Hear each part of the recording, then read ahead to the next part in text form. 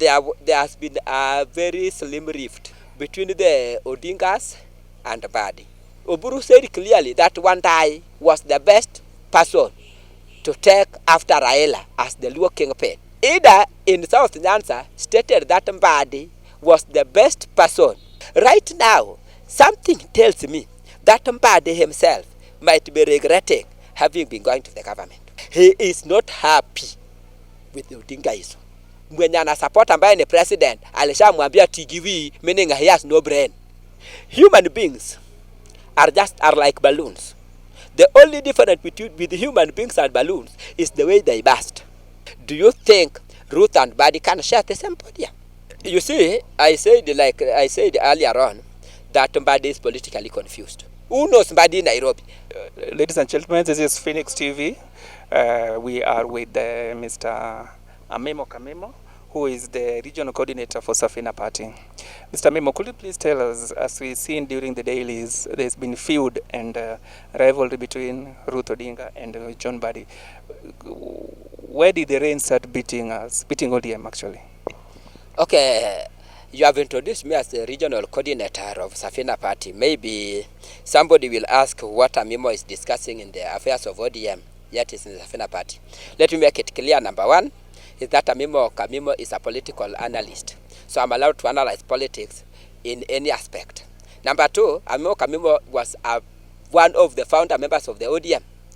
When ODM was being started in 2005, I myself was the first organizing secretary of ODM in Eldoret region. So I worked with Raila at a personal level. We started ODM. In fact, I was one of the key people who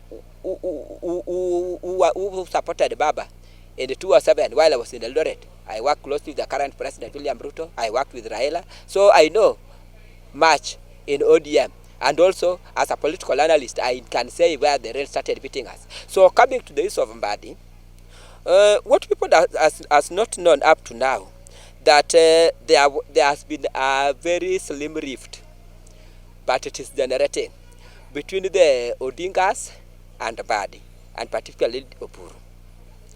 You may ask how and why. Yes, please tell us. Remember, when Raila was going to the AU, Raila had three main headaches, which Raila had. The headache number one was UDA infringing in ODM zones, whereby even the UDA had already taken some part of the Nyanza region, especially the South Nyanza. Walishafanya uchaguzi, wakakuwa na viongozi, walikuwa wanapanga kukuja Kisumu waelekea Siaya.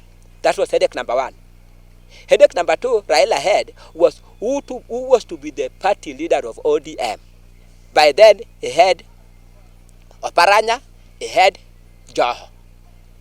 So according to Constitution, which we all know, in the exit of a party leader or an head teacher or a president, the deputy take over. So it was already assumed that one of them was to be the party leader of ODM. Remember, Joho is from Coast, Oparanya is from Western. ODM is assumed like a Nyanza party. You hear Mbadi said it yesterday, the other day. Hii chama sio wa Wajaluo, hii chama sio watu wa Nyanza peke yake. But it is assumed like that. And it is not bad, because in Kenya, almost all political parties have a community where they are affiliated to. The headache number three was who was to be the next working pen. That is where Mbadi comes in.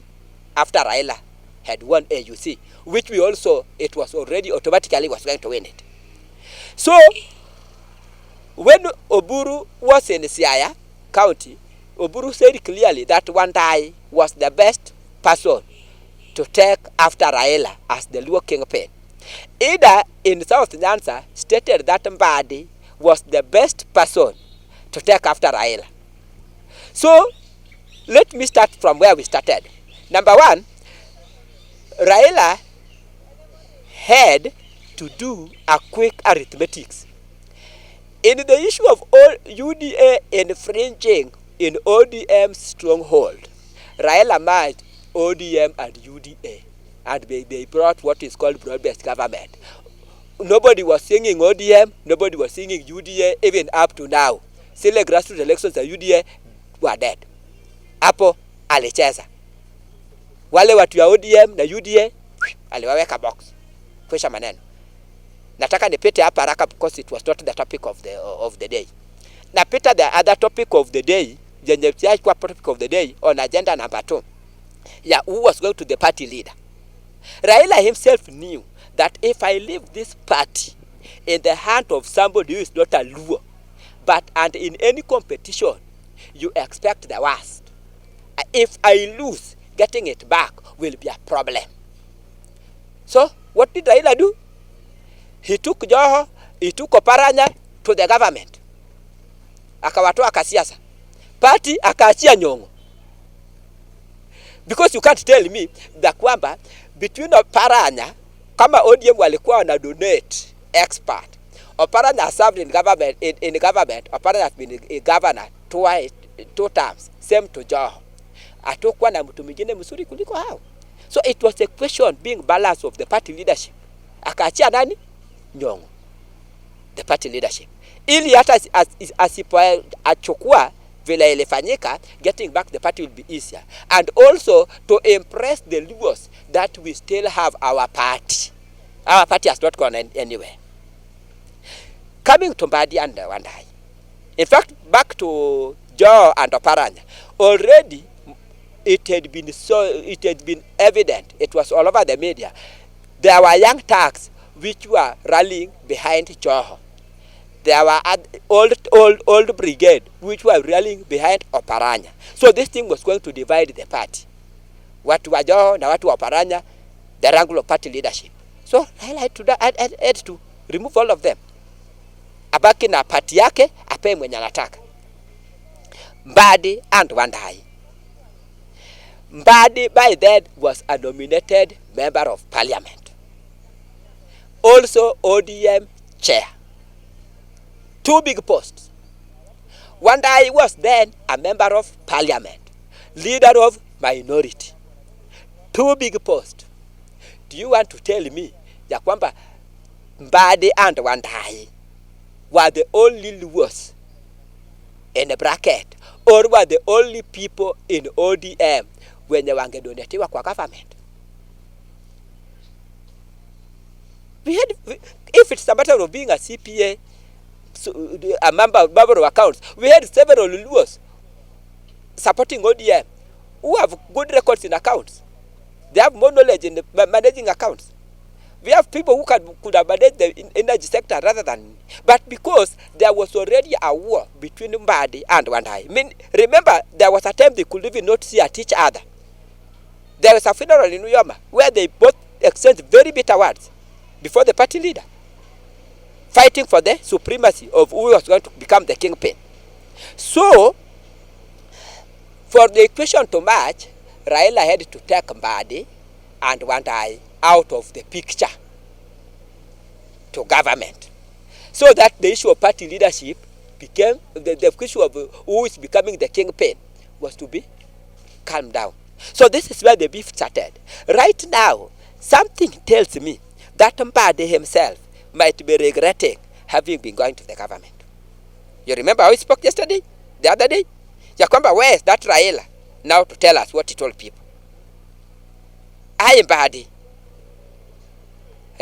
Where is that Raila? So something tells me that Mbadi feels that if any case right now, he was a member of parliament and also the chairman of the ODM, the Obey gubernatorial seat was his automatically.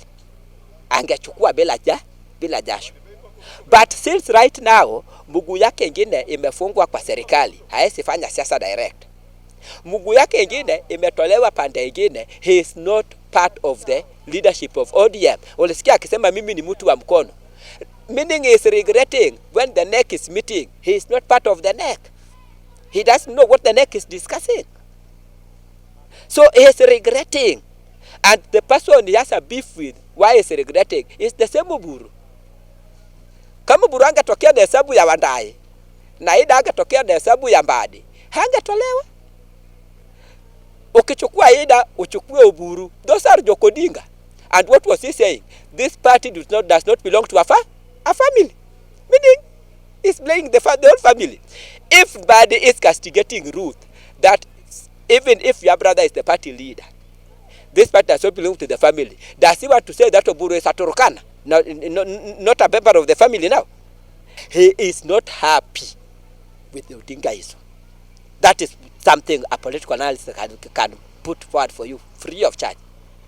Because you can't say that you are supporting Oburu, who is the son of Oginga, then you are blaming or castigating Ruth, who is the daughter of Odinga, and then making a wholesome statement that this party is not for one family. Then you are blaming them both. So Mbadi is better with the Odingaism. It is Oburu and Ada ndio walinigonganisha nikatolewa. Then it is Raila, who is also from Oginga, mwenye alinitoa kwa post yangu. Do you know a member of parliament is a sure bet than a minister? Because once elected, it is a 5-year term. Unless a demise or unless otherwise. But being a cabinet secretary, unaweza futwa kazi wakati wowote. Na leo ukifutwa kazi, remember the last time Ruto was in South Nyanza, aliambia Mbadi nini? Tigiwi, use your head. Meaning already aliportray Mbadi in South Nyanza kama mtu mwenye atumia akili. Hata leo akienda kukampeni huko, mtu mwenye tayari akakwambia Tigiwi this nini. Unaona in this world, if I told you that you are not clever, I've just told you that you are stupid. Ni vile tu sikutaka kukuita mjinga. The moment I told you that, my friend, you are not clever, there's no difference between calling you stupid. So the moment the president said Mbadi, Tigiwi, meaning Mbadi, was not using his head. So how can he go back to those people right now? Now already even the head of state saw that you are not using your head. So the field is becoming thorny for Mbadi, where he can blame. And right now, for him to survive, the first thing, he has to blame the Odinga family, so that he get console from those supporting the likes of Orengo. And mark my words, if Mbadi is sacked today as the CS, the next landing will be Sofono Orengo team. Mark my words. If I were Mbadi right now, as a political analyst, the best advice I can give him right now, he can even resign from the government, join another team, leave the ODM alone, then start building himself again, bringing back the Mbadi. Remember, Mbadi was one of the key front runners of Obabei governor in the last election. Were it not for Raila, Mbadi was the key front runner, and he once admitted ya kwamba hata mimi nilikuwa nachukua hii kitu, ni Raila alinifanya nini? Alifanya ni draw. Mwenye ana support ambaye ni president alishamwambia Tigiwi, meaning he has no brain. Ya pili, the party yenye ana support ODM ndio walimrusha huko kwa moto. Ya tatu, ticket of ODM, chairperson wa ODM Gladys Wanga haesi waruhusu hii ticket iende Mbadi, aende anwane naye tena governor. So you can't reduce Mbadi from a cabinet secretary to an MP right now. Amepita hapo, na akirudi hapo baada atashindwa, because baada amekuja kung'ang'ania chakula cha watoto. You know, each and every human being in this world has got weakness. And one of the weaknesses of John Mbadi Ng'ong'o, which I know, is that when he is emotional, he can't control himself. I know Mbadi. So Mbadi was carried away by the emotions. Remember, human beings are like balloons. The only difference with human beings and balloons is the way they burst. A balloon, if you insert more pressure in the balloon, automatically it will burst. But with a human being, if you put more pressure in the human being, there are some people who breaks by crying. There are some people who breaks by leaving the scene. There are some people who breaks by violence. So Mbadi his breaking point is talking before thinking.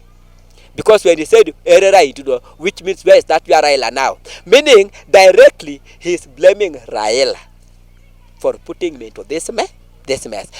If I were Mbadi, the words were good. The words he said were good. I can't say they were bad, but they were said by the wrong person. Mbadi was not the right person to say those words. He could have sold these words to the party leader to warn his sister that we are going to mess up with this party if we bring in brotherism and sisterism in this party, to warn his sister.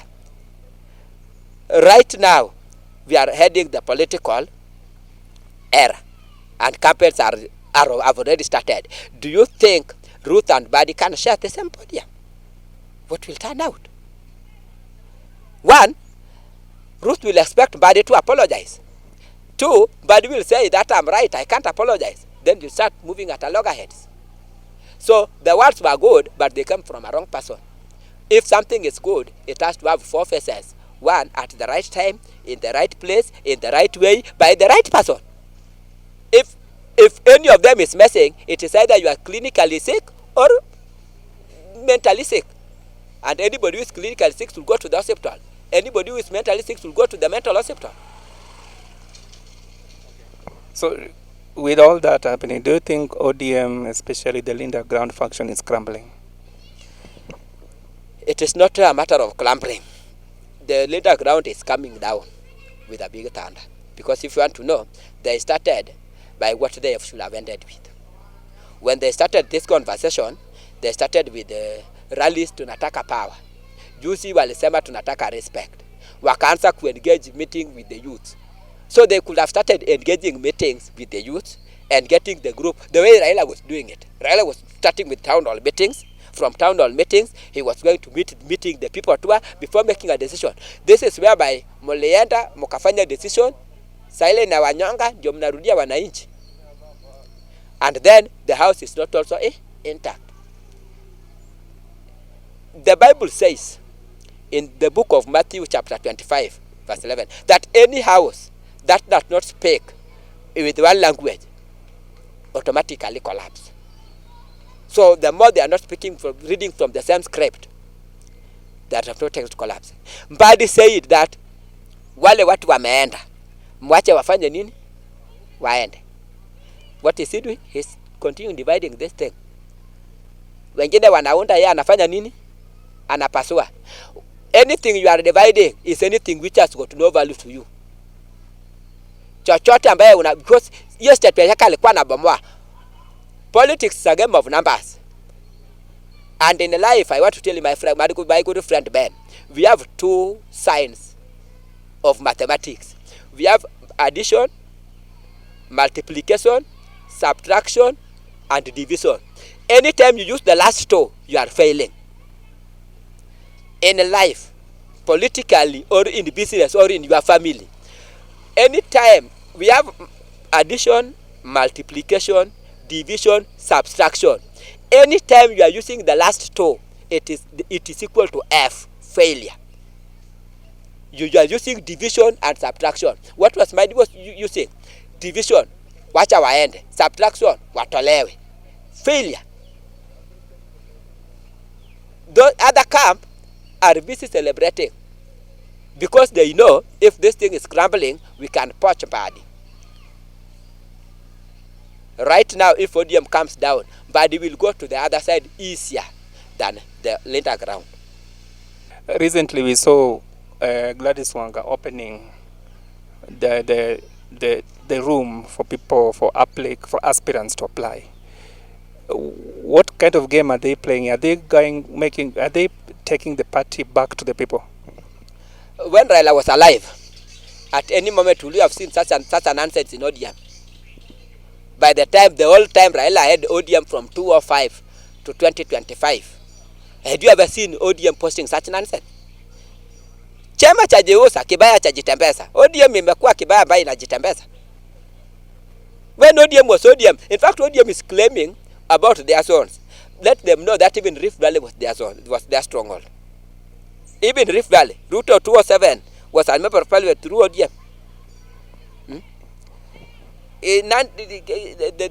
Tinder Tempientry was here, was a member of ODM. What is coming of them? Wanakuda ku. So, saisi wana open ati watu wafanye nini, and yet right now they were saying that the post you are around is from president to MCA. It is the same people in the ODM who have said that they are going to support Ruto in 2027. The same people are opening. You come, even if you have to become a president. Are you mad? Hata kama wewe mtoto mwenye alitoka shule pipito.